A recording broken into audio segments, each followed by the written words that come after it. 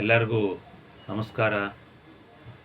ತ್ರಿಪುರಾಂತಕ ಶಿವಾಚಾರ್ಯರು, ತ್ರಿಪುರಾಂತಕ ಜಂಗಮ ಮಠ, ಗುರುಸ್ಥಳ ಧರ್ಮದ ನಿರಂಜನ ಶೂನ್ಯಪೀಠ, ವೀರಶೈವ ಶಿವಾಚಾರ್ಯರ ಅಧ್ಯಯನ ಕೇಂದ್ರ ಮತ್ತು ಸಂಶೋಧನಾ ಕೇಂದ್ರ, ಶಿವಾಚಾರ್ಯರ ತರಬೇತಿ ಕೇಂದ್ರ, ಬೇಡೆ ಜಂಗಮ ಧರ್ಮಪೀಠ, ವೀರಶೈವ ಸಂಸ್ಕೃತಿ ಪ್ರಸಾರ ಕೇಂದ್ರ, ಹೀಗೆ ಇಂಥ ನಮ್ಮ ಪೀಠದಿಂದ ಇವತ್ತಿನ ಪ್ರವಚನವನ್ನು ಆರಂಭ ಮಾಡೋಣ.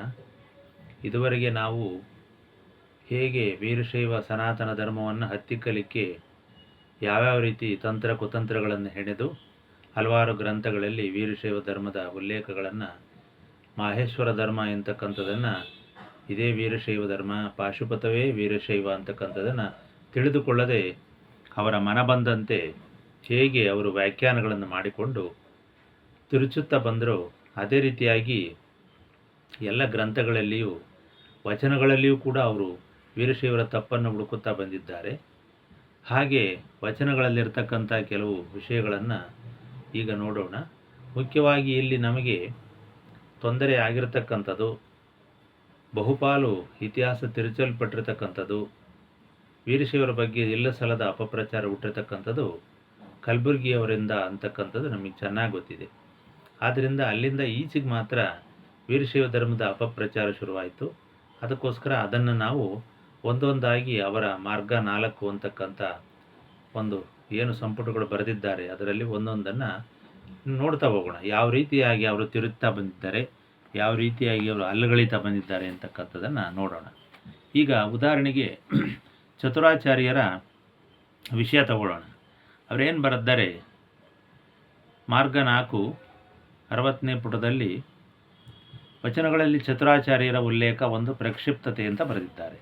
ಮಾತೆತ್ತಿದರೆ ಇವರು ಪ್ರಕ್ಷಿಪ್ತತೆ ಅಂತಾರೆ. ಇಲ್ಲಿ ಪ್ರಕ್ಷಿಪ್ತತೆ ಅಂತಕ್ಕಂಥ ವಿಷಯನೇ ಇಲ್ಲ. ಯಾಕಂದರೆ ಇಲ್ಲಿ ವೀರಶೈವ ಜಂಗಮರೇನು ಕಳ್ಳರಲ್ಲ, ಸುಳ್ಳರಲ್ಲ, ಅತ್ಯಂತ ಧಾರ್ಮಿಕರು, ಪ್ರಾಮಾಣಿಕರು ಅಂತಕ್ಕಂಥದ್ದು ಎಲ್ಲರಿಗೂ ಗೊತ್ತಿದೆ. ಆದರೆ ಇವರಿಗೆ ಅವ್ರು ಬೇಕಾಗಿಲ್ಲ, ಅದಕ್ಕೋಸ್ಕರ ಪ್ರಕ್ಷಿಪ್ತ ಅಂತ ಹೇಳ್ತಾರೆ. ವೀರಶೈವ ಶರಣರ, ಆದ್ಯ ಶರಣರ, ಗುರುಗಳ ವಿಚಾರಕ್ಕೆ ಸಂಬಂಧಪಟ್ಟಂತೆ ಯಾವುದೇ ವಿಷಯ ಬಂದರೂ ಕೂಡ ಇವರು ಪ್ರಕ್ಷಿಪ್ತ ಅಂತ ಹೇಳ್ತಾ ಬರ್ತಾರೆ. ಆದರೆ ವಾಸ್ತವಿಕವಾಗಿ ವಚನಗಳನ್ನು ಸಂರಕ್ಷಣೆ ಮಾಡಿದವರೇ ರೇವಣಸಿದ್ಧರು ಮತ್ತು ರುದ್ರಮುನಿಗಳು. ಇದು ಬಹಳ ಜನಗಳಿಗೆ ಗೊತ್ತಿಲ್ಲ. ಕಲ್ಯಾಣ ಕ್ರಾಂತಿ ಆದ ಕೂಡಲೇ ವಚನಗಳ ಹೊಣೆ ರುದ್ರಮುನಿಗಳ ಮೇಲೆ ಬೀಳುತ್ತೆ. ಇದು ಭಾಳ ಸ್ಪಷ್ಟವಾಗಿರ್ತಕ್ಕಂಥ ವಿಷಯ. ಆದರೆ ಇವರು ಏನು ಮಾಡ್ತಾರೆ, ಸಂಪೂರ್ಣವಾಗಿ ಈ ಲಿಂಕ್ ತಪ್ಪಿಸ್ತಾರೆ. ಕಲ್ಯಾಣದಲ್ಲಿ ತ್ರಿಪುರಾಂತಕ ಮಠ ಇದ್ದಿದ್ದು, ರೇವಣಸಿದ್ರಲ್ಲಿ ಇದ್ದಿದ್ದು, ಸ್ಥಾನಾಚಾರ್ಯರಿಗಿದ್ದಿದ್ದು, ಅಲ್ಲಿಗೆ ಶರಣರು ಹೋಗ್ತಾ ಬರ್ತಾ ಇದ್ದಿದ್ದು, ಪ್ರಾರಂಭದಲ್ಲಿ ಬಸವಣ್ಣ ಮತ್ತು ಅಕ್ಕನಾಗಮ್ಮ, ಅಪ್ಪಣ್ಣ ಇವರೆಲ್ಲರೂ ಕೂಡ ಮೊದಲು ತ್ರಿಪುರಾಂತಕ ಮಠಕ್ಕೆ ಬರ್ತಾರೆ. ಅದನ್ನು ಕೂಡ ಇವರು ತಪ್ಪಿಸ್ತಾರೆ. ಮತ್ತು ಇನ್ನೊಂದು ಮುಕ್ತಿ ಕಂಠಾಭರಣ ಅಂತಕ್ಕಂಥ ಒಂದು ಗ್ರಂಥ ಏನಿದೆ, ಅದರಲ್ಲಿ ಆಚಾರ್ಯರ ರೇವಣಸಿದ್ಧರು, ರುದ್ರಮುನಿಗಳು, ಅವರ ಪತ್ನಿಯರು ನುಡಿದಿರ್ತಕ್ಕಂಥ ವಚನಗಳು, ಅಲ್ಲಮನು ಪ್ರಥಮ ಬಾರಿಗೆ ಕಲ್ಯಾಣದಲ್ಲಿ ಬಂದಾಗ ಸಂವಾದ ಆಗ್ತಕ್ಕಂಥವು ವಚನಗಳು, ಚನ್ನಬಸವಣ್ಣ ಮೂರ್ಛೆ ಬಿದ್ದಾಗ. ಅಂದರೆ ನಾನು ಈ ಪ್ರಸಂಗವನ್ನು ಮೊದಲೇ ಹೇಳಿದ್ದೇನೆ. ಒಟ್ಟಾರೆಯಾಗಿ ಈ ಶರಣರು ಮತ್ತು ಪಂಚಾಚಾರ್ಯರು ಒಟ್ಟಿಗೆ ತ್ರಿಪುರಾಂತಕ ಮಠ ಭೌತಿಕವಾಗಿ ಈಗ ಇದ್ದರೂ ಕೂಡ ಅದನ್ನು ಇವರು ಅಲ್ಲಗಳಿತಾ ಇದ್ದಾರೆ. ಹೀಗೆ ಭೌತಿಕ ಸಾಕ್ಷಿ ಇದ್ದರೂ, ಶಾಸನಗಳಿದ್ದರೂ, ಏನೇ ಇದ್ದರೂ ಕೂಡ ಇವರು ಅಲ್ಲಗಳಿತಕ್ಕಂಥ ಪ್ರವೃತ್ತಿ ಇವರಿಗೆ ಉದ್ದೇಶಪೂರ್ವಕವಾಗಿ, ದುರುದ್ದೇಶಪೂರ್ವಕವಾಗಿ ಬಂದಿದೆ. ಅದಕ್ಕೋಸ್ಕರ ಇವರು ಯಾವುದಕ್ಕೂ ಹೇಸುವುದಿಲ್ಲ ಅಂತಕ್ಕಂಥದ್ದನ್ನು ವೀರಶೈವರು ಬಹಳ ಚೆನ್ನಾಗಿ ಅರ್ಥ ಮಾಡ್ಕೋಬೇಕು. ಯಾವ ರೀತಿ ತಿರುಚುವುದರಲ್ಲಿ ಎಷ್ಟು ಸಿದ್ಧಹಸ್ತರು, ಎಷ್ಟು ಯಾವುದೇ ರೀತಿ ಒಂದು ಚೂರು ಅನುಮಾನ ಬರದಂತೆ ತಿರುಗ್ತಕ್ಕಂಥದ್ದು, ಸಮಾಜವನ್ನು ವಿರುದ್ಧ ದಿಕ್ಕಿಗೆ ತಿರುಗಿಸ್ತಕ್ಕಂಥದ್ದು, ಅಪಪ್ರಚಾರವನ್ನು ಮಾಡ್ತಕ್ಕಂಥದ್ದು ಬಹಳ ಇದೆ. ನಮ್ಮ ವೀರಶೈವ ಜಂಗಮರು ಸುಮ್ಮನೆ ಕುಳಿತಿದ್ದರಿಂದ ಏನಾಯಿತು, ಇಂಥ ಕೆಲಸಗಳು ನಡೆದವು. ಆದ್ದರಿಂದ ಇಲ್ಲಿ ಚತುರಾಚಾರ್ಯರ ಉಲ್ಲೇಖ ಅಂತಕ್ಕಂಥ ಪ್ರಸಂಗದಲ್ಲಿ ಹಲವಾರು ವಚನಗಳು ಬರ್ತವೆ. ಇಲ್ಲಿ ಮೆರಮಂಡ ದೇವ, ಬಾಲಬಮ್ಮಣ್ಣ, ಆವಿನಾಳ ಕಲ್ಲಯ್ಯ, ಆದಯ್ಯ, ಈ 4 ಶರಣರು ಬರೆದಿರ್ತಕ್ಕಂಥ ವಚನಗಳಲ್ಲಿ ಪ್ರಕ್ಷಿಪ್ತತೆ ಇದೆ ಅಂತ ಹೇಳ್ತಾರೆ. ನಾನು ಹೇಳ್ತೀನಿ, ಇವು ಯಾವ ಪ್ರಕ್ಷಿಪ್ತ ಅಲ್ಲ, ನಿಮ್ಮ ಮನಸ್ಸೇ ವಿಕ್ಷಿಪ್ತವಾಗಿದೆ. ಆದ್ದರಿಂದ ಇವು ನಿಮಗೆ ಪ್ರಕ್ಷಿಪ್ತವಾಗಿ ಕಾಣ್ತವೆ. ಯಾಕೆ? ಯಾವಾಗ ನಿಮಗೆ ನಂಬಿಕೆ ಇಲ್ವೋ, ಶರಣರು ಗುರುಗಳು ಒಟ್ಟಿಗೆ ಇದ್ದರು ಅಂತಕ್ಕಂಥ ಭಾವನೆ ನಿಮಗೆ, ಅಲ್ಲಿ ಇತಿಹಾಸವನ್ನು ತಿರುಚಲಿಕ್ಕೆ ಏನು ಬೇಕೋ ಅದನ್ನು ಮಾಡಿದ್ದೀರಿ ಅಂತಕ್ಕಂಥದ್ದು ನಮ್ಮ ವಾದ. ಇಲ್ಲಿ ಉದ್ದೇಶಪೂರ್ವಕವಾಗಿ ನೀವು ಮಾಡಿದ್ದೀರಿ. ಯಾವ ವಚನಗಳು ಕೂಡ ಎಲ್ಲೂ ಸೇರಿಸಲ್ಪಟ್ಟಿಲ್ಲ. ಇವು ಯಾತಕ್ಕೆ ಬೇರೆ ಇದರಲ್ಲಿ ಬೇರೆ ಒಂದು ಕಟ್ಟುಗಳಲ್ಲಿ ಬಂದವು ಅಂತಂದರೆ, ನಂತರದ ಈ ಕಲ್ಯಾಣ ಕ್ರಾಂತಿಯ ನಂತರ ನಡೆದಂಥ ರೇವಣಸಿದ್ಧರು ಮತ್ತು ರುದ್ರಮುನಿಗಳು ಮತ್ತು ಇತ್ಯಾದಿ ಶರಣರು ಏನು ಶರಣರ ಧರ್ಮವನ್ನೂ ಬಿಡದೆ, ವಚನಗಳನ್ನು ಬಿಡದೆ, ತಮ್ಮ ಧರ್ಮವನ್ನು ಬಿಡದೆ ಹೇಗೆ ನಡೆಸಿಕೊಂಡು ಬಂದರು ಅಂತಕ್ಕಂಥದ್ದು ಹಲವಾರು ಗ್ರಂಥಗಳಿಂದ ತಿಳಿದು ಬರುತ್ತೆ. ನಿರಂಜನ ವಂಶ ರತ್ನಾಕರ, ಪಂಚಬ್ರಹ್ಮೋದಯ ಭಾಷ್ಯ, ಅನಾದಿ ವೀರಶೈವ ಸಂಗ್ರಹ, ಇಂಥ ಎಲ್ಲ ವಚನಗಳಿಂದ ಎಲ್ಲ ಒಂದು ಗ್ರಂಥಗಳಿಂದ ನಮಗೆ ತಿಳಿದು ಬರುತ್ತೆ. ಒಟ್ಟಾರೆಯಾಗಿ ಇಲ್ಲಿ ಶಾಸನೋಕ್ತವಾಗಿರ್ತಕ್ಕಂಥ ವಿಷಯವನ್ನು ಕೂಡ ಇವರು ಉದಾಹರಣೆಗೆ ಒಂದೇ ಒಂದು ಉದಾಹರಣೆ ನಾನು ಕೊಟ್ಬಿಡ್ತೀನಿ. ಇಷ್ಟೆಲ್ಲ ಪುರಾಣ ಹೇಳೋದಕ್ಕಿಂತ ಚೌಡದಾನಪುರ ಶಾಸನದಲ್ಲಿ ಸಂಗಮೇಶ್ವರ ಪುತ್ರ ಬಸವಣ್ಣ ಅಂತಿದೆ. ಇದು ನಿಜವೋ ಸುಳ್ಳು? ಇದನ್ನೂ ಪ್ರಕ್ಷಿಪ್ತ ಅಂತಾರೆ ಬೇಕಾದ್ರೆ ಇವರು. ಇಂಥ ಮುಖ್ಯ ವಚನಗಳನ್ನು ನಾವೇನಾದ್ರು ಹಾಕಿದಾಗ ಇವಕ್ಕೊಬ್ಬರೂ ಉತ್ತರ ಕೊಡಲ್ಲ. ಯಾಕಂದರೆ ಇವರು ಮುಖ್ಯ ಅವರ ಕುತ್ತಿಗೆಯನ್ನು, ಅವ್ರ ಉಸಿರನ್ನೇ ನಿಲ್ಲಿಸ್ತಕ್ಕಂಥವು, ಅವ್ರ ಮೂಗಿನ ರಂಧ್ರವನ್ನೇ ನಿಲ್ಲಿಸ್ತಕ್ಕಂಥ ಈ ಒಂದು ಶಾಸನ. ಆದ್ದರಿಂದ ಇದನ್ನು ಯಾರೂ ಉತ್ತರ ಕೊಡೋಕ್ಕೆ ಹೋಗಿಲ್ಲ. ಅವರವರಲ್ಲೇ ತಿಕ್ಕಾಡ್ತಾರೆ. ಹೇಗೆ ಇದಕ್ಕೆ ಉತ್ತರ ಕೊಡೋದು ಅಂತಕ್ಕಂಥದ್ದನ್ನು ಅವರು ಇದು ಮಾಡ್ತಾರೆ. ಅದರಿಂದ ನಾನು ಈ ಪ್ರವಚನ ರೂಪದಲ್ಲಿ ಏತಕ್ಕೋಸ್ಕರ ನನ್ನ ಈ ಒಂದು ಸಂಶೋಧನೆಯನ್ನು ನಿಮಗೆ ಹೇಳ್ತಾ ಬಂದೆ ಅಂದರೆ, ಇವು ಅವಸರದಲ್ಲಿ ಗಡಿಬಿಡಿಯಲ್ಲಿ ಹೇಳ್ತಕ್ಕಂಥ ವಿಷಯಗಳಲ್ಲ.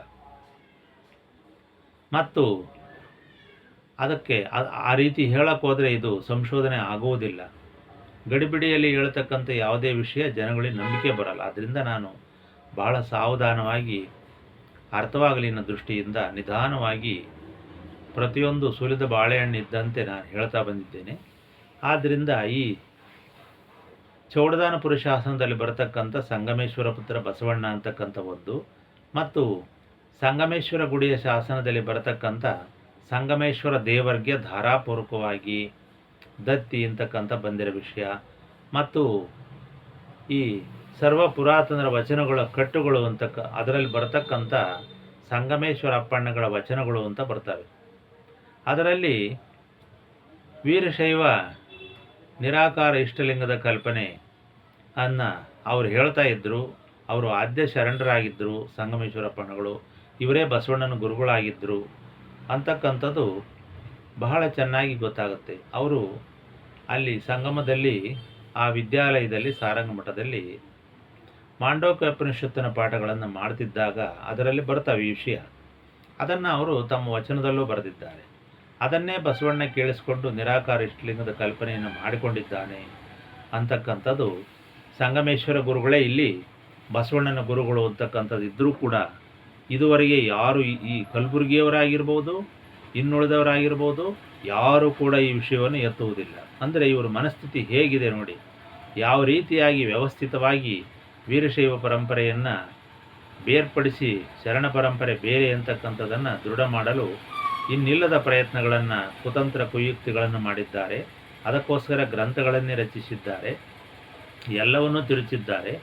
ಆದರೆ ನಾವು ಸಂಶೋಧಕರಾದ್ದರಿಂದ ಈ ವಿಷಯಗಳನ್ನು ಒಂದೊಂದನ್ನೇ ನಾವು ಅಲ್ಲಗಳಿತ ಬರಬೇಕಾಗಿದೆ.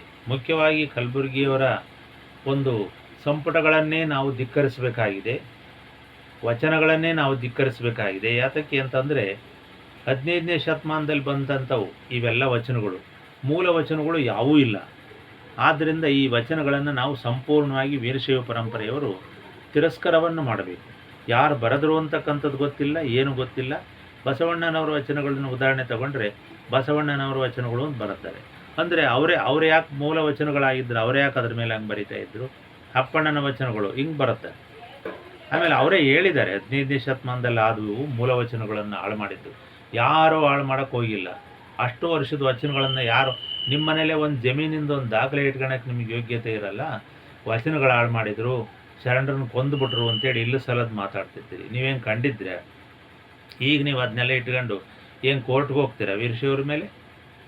ಇಂಥ ಒಂದು ಅಮಂಗಲ ಒಂದು ಮಂಗ ಬುದ್ಧಿಗಳನ್ನು ಕುಚೇಷ್ಟೆಗಳನ್ನು ಇವತ್ತು ಇದು ಮಾಡ್ತಾ ಇದ್ದಾರೆ ಸಮಾಜದಲ್ಲಿ.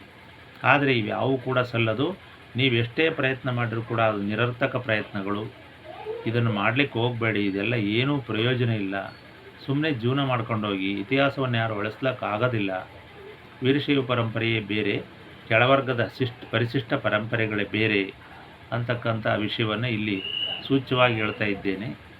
ಈಗ ಯೂಟ್ಯೂಬು ಯಾಕೋ ದುರ್ಬಲವಾಗಿರೋದರಿಂದ ನಾನು ಸಣ್ಣ ಸಣ್ಣ ವಿಡಿಯೋಗಳನ್ನು ಮಾತ್ರ ಮಾಡ್ತೇನೆ. ಆದ್ದರಿಂದ ಫೇಸ್ಬುಕ್ ಲೈವಲ್ಲಿ ಬಂದು ಇನ್ನು ಉಳಿದಿರತಕ್ಕಂಥ ವಿಷಯಗಳನ್ನು ಮನನ ಮಾಡೋಣ ಅಂತ ಹೇಳ್ತಾ ಇವತ್ತಿನ ಈ ಸದ್ಬೋಧನಾ ಪ್ರವಚನವನ್ನು ಮುಗಿಸೋಣ. ನಮಸ್ಕಾರ.